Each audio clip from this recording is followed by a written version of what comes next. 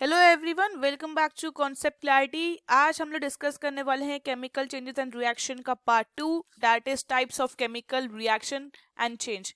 तो इस वीडियो का पार्ट 1 देखना ना भूलें ताकि आपको कंटिन्यूटी में समझ में आए कि आखिर केमिकल चेंज और रिएक्शंस के टाइप कैसे होते हैं। साथ ही साथ इंपॉर्टेंट अनाउंसमेंट कि अगर आपको बायो, फिजिक्स और केमिस्ट्री या फिर साथ ही साथ टेम्पेस्ट और मर्चेंट ऑफ वेनिस के सारे चैप्टर्स अवेल करने हैं, then you have to pay ₹119 per month. For that you have to go and click on the join button now. और जॉइन बटन का लिंक हमने इस वीडियो के डिस्क्रिप्शन बॉक्स में दिया है। साथ ही साथ एक वीडियो भी बनाई है कि how to join the channel membership, उसका भी लिंक हमने वीडियो के डिस्क्रिप्शन बॉक्स में मेंशन कर दिया है। Don't forget to follow us on Instagram and on Facebook. So देखिए, बेसिकली हमें बात करनी है कि हम पहले पढ़ चुके हैं कि आखिर केमिकल चेंज या फिर केमिकल रिएक्शन क्या होता है। अब आज हम लोग डिस्कस कर रहे हैं टाइप्स। तो बेसिकली अगर हम लोग बात करें तो इट इज ऑफ 4 टाइप्स। पहला टाइप होता है कि डायरेक्ट कॉम्बिनेशन। डायरेक्ट कॉम्बिनेशन होता है, इसका हम लोग निक नेम या फिर दूसरा नेम भी हम लोग उसको कहते हैं सिंथेसिस, ठीक है, या फिर सिंथेसिस। दूसरा आता है हमारा डिकम्पोजिशन। इसके 4 टाइप्स के होते हैं। दूसरा होता है हमारा डिकम्पोजिशन रिएक्शन, या फिर थर्ड होता है हमारा displacement reaction and displacement reaction, और last one is double decomposition. Okay, हम इसके बारे में डिटेल्ड पूरा अभी पढ़ते हैं कि आखिर एक्चुअली इनमें क्या क्या डिफरेंसेस होते हैं और क्या इनकी ज़रूरत पड़ती है। तो देखिए, अगर हम लोग स्टार्ट अपना टॉपिक करते हैं डायरेक्ट कॉम्बिनेशन से, तो डायरेक्ट कॉम्बिनेशन में क्या होता है, दो मेटल्स या फिर दो आपके क्या होते हैं, आपके एलिमेंट्स या फिर आपके दो मेटल्स कंपाउंड कुछ भी डायरेक्टली जो कंबाइन करके एक प्रोडक्ट बनाते हैं। जैसे दो सब्सटेंस हैं ए और प्लस बी, मैंने ए और बी को रिएक्ट करवाया तो वो एक कंपाउंड बनाया या सब्सटेंस बनाया, that is known as A B. तो डायरेक्ट कॉम्बिनेशन है, ठीक है। अगर हम उसको डिफाइन करें तो क्या कहेंगे, a reaction in which two or more substance combine together to form a single substance is called a combination या डायरेक्ट कॉम्बिनेशन रिएक्शन। ओके, अब सबसे बेसिक हम लोग अगर सिंपल बात करें तो इसके भी अपने में पार्ट्स होते हैं कि अगर दो एलिमेंट्स हम लोग कंबाइन करके एक सब्सटेंस बनवा रहे हैं, दो एलिमेंट्स कंबाइन करके अगर हम लोग एक कंपाउंड बना रहे हैं तो उसका क्या होएगा। इसके लिए हम लोग एग्जाम्पल लेते हैं, कार्बन प्लस ऑक्सीजन, दोनों अपने अपने आप एलिमेंट हैं। इस पे हमने हल्की सी हीट दी, ओके, तो क्या होएगा, कार्बन डाइऑक्साइड बन जाएगी और रिलीज ऑफ हीट। तो ये क्या हुआ, दो एलिमेंट्स थे, दोनों को कंबाइन करवाया with the help of heat, तो क्या बन गया आपका कार्बन डाइऑक्साइड। ओके, और दूसरा हमारा एक टाइप होता है कि अगर हम लोग एक एलिमेंट ले लें और साथ ही साथ एक कंपाउंड ले लें, +1 कंपाउंड, ओके, तो कंपाउंड ले लें तो ये क्या बनेगा, एक हमें न्यू कंपाउंड देगा, गिव्स अ न्यू कंपाउंड। इसका भी एग्जाम्पल एक दे देते हैं। तो एग्जाम्पल हमारा सिंपल रहेगा, कार्बन मोनोऑक्साइड अगर जो गैसियस फॉर्म में है उसको अगर हम लोग ऑक्सीजन से कंबाइन करवाएं, ऑक्सीजन इज एन एलिमेंट, ये आपका कंपाउंड हो गया। जब हम लोग इनको कंबाइन करवाते हैं with the help of heat तो ये क्या बन जाता है, carbon dioxide, that is also gaseous product. तो ये क्या हो गया, ये भी एक कंपाउंड ही फॉर्म हुआ। ओके, नेक्स्ट आता है कि हमारा एग्जाम्पल कि अगर दो और मोर कंपाउंड्स, देखो हम लोग क्या कर रहे हैं यहाँ पे, अब कंपाउंड्स को ही रिएक्ट करवा रहे हैं, मतलब a compound plus a compound क्या देगा, न्यू सब्सटेंस देगा, that is also a compound.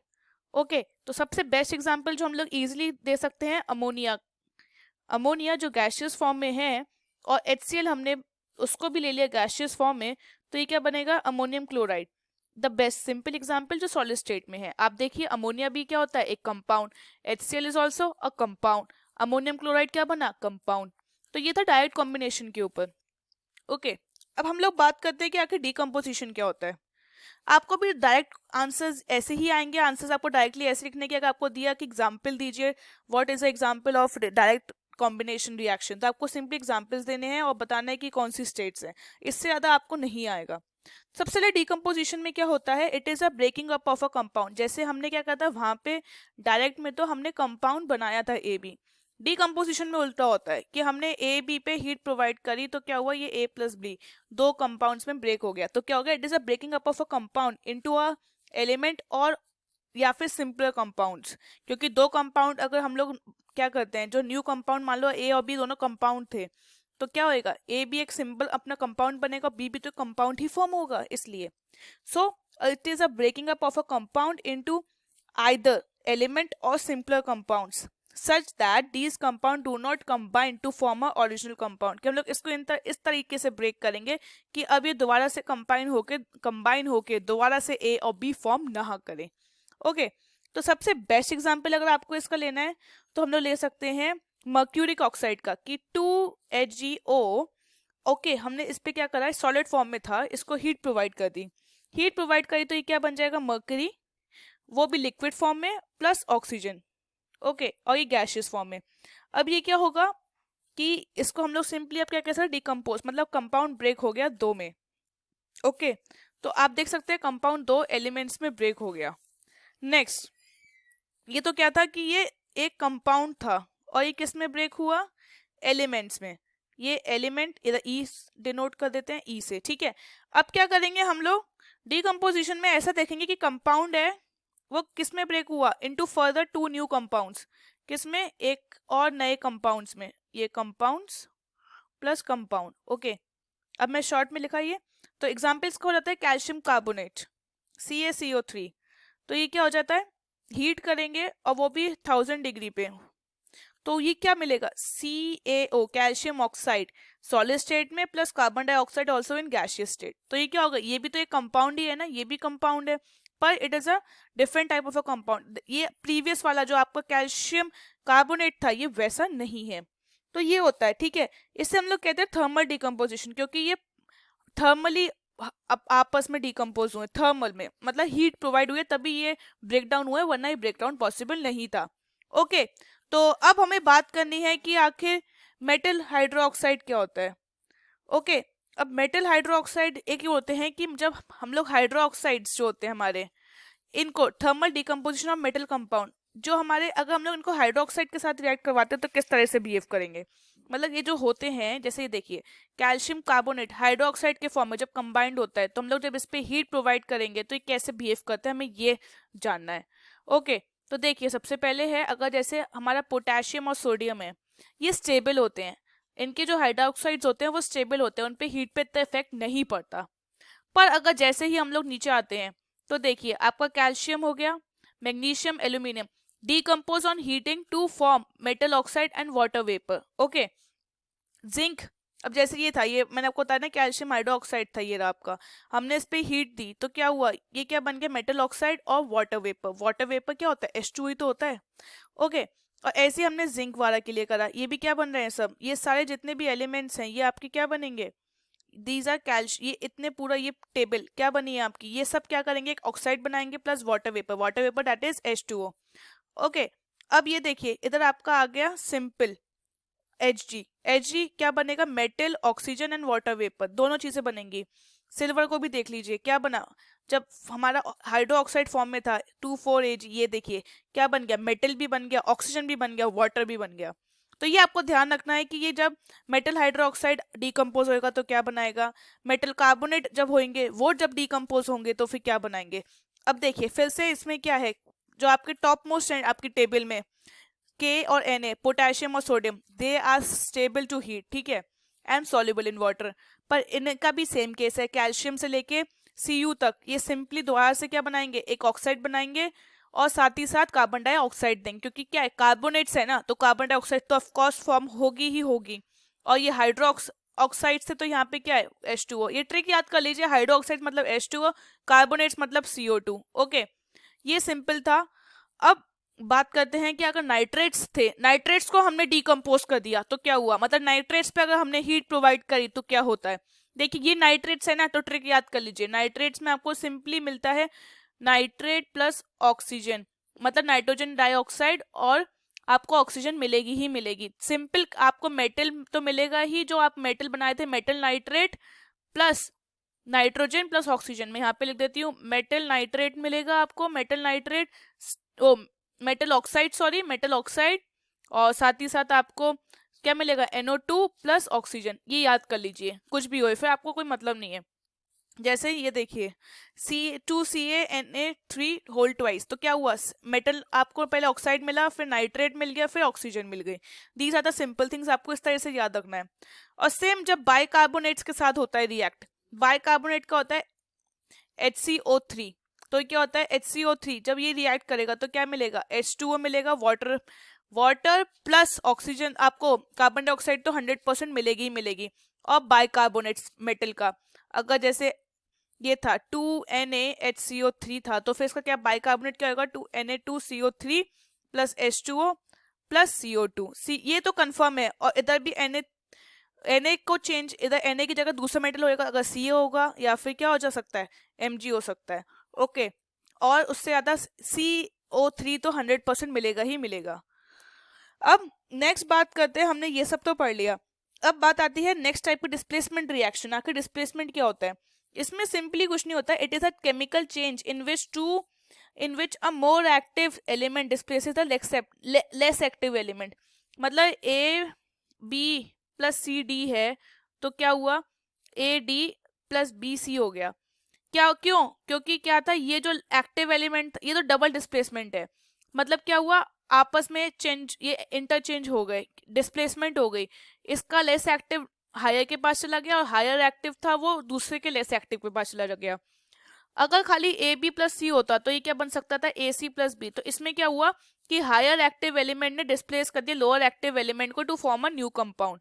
तो इसमें क्या था C जो हायर एक्टिव एलिमेंट था उसको हमने रिएक्ट करवा दिया, तो B क्या है लोअर एक्टिव था तो उसने उसको हटा दिया और इसके साथ कंबाइन होकर नया एलिमेंट बना दिया। इसका सबसे बेस्ट एग्जांपल हमारे पास होता है, अगर हम लोग खाली डिस्प्लेसमेंट की बात करें तो डिस्प्लेसमेंट में आपको सबसे बेस्ट है ZnSO4 प्लस Cu। अब देखिए क्या हुआ कि Zn था मोर रिएक्टिव, तो Zn ने क्या करा Cu को कॉपर को कहा तुम हटो अब क्योंकि मैं तुमसे ज्यादा पावरफुल हूँ, तो ये इसकी जगह आ गया और ये फॉर्म कर गया ZnSO4 और Cu को अलग कर दिया अलग। ओके, तो ये आपको इसके लिए पता है कैसे करना पड़ेगा, आपको मेटल रिएक्टिविटी टेबल याद करनी पड़ेगी कि कौन सा, देखिए रिएक्टिविटी डिक्रीज हो रही है डाउनवर्ड्स में, अब आपको देखना पड़ेगा जो मोस्ट रिएक्टिव एलिमेंट है वो सबको हटा देगा।